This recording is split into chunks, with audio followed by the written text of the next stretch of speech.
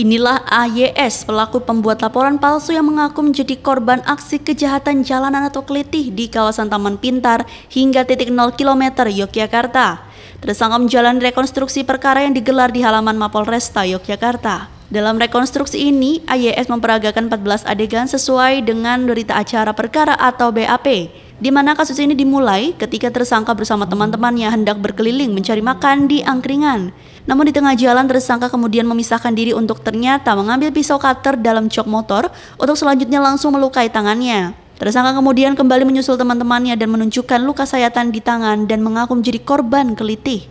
Luka tersangka ini kemudian difoto temannya dan diposting ke media sosial hingga akhirnya viral. Di antar temannya, tersangka AYS kemudian memberanikan diri membuat laporan ke polisi. Dan setelah dilakukan proses penyelidikan, belakangan diketahui motif aksi tersangka ini sangat konyol, hanya ingin mendapatkan perhatian dari teman-temannya.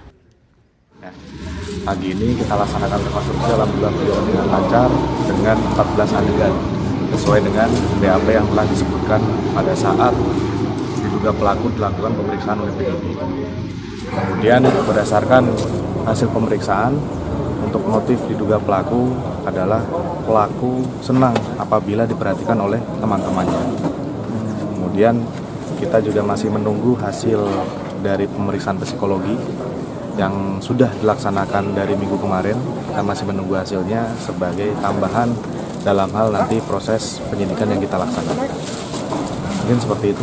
Berarti caper gitu ya istilahnya itu yang cari perhatian. Dia senang kalau misalkan diperhatikan sama teman-temannya, dan ketika teman-temannya perhatian dan membantu, dia merasa diperhatikan.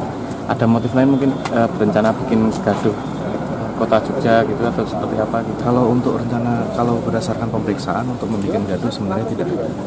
Karena dia sebenarnya cuma ingin memberitahukan ke teman-temannya. Pelaku AYS kini harus berurusan dengan hukum untuk mempertanggungjawabkan perbuatannya.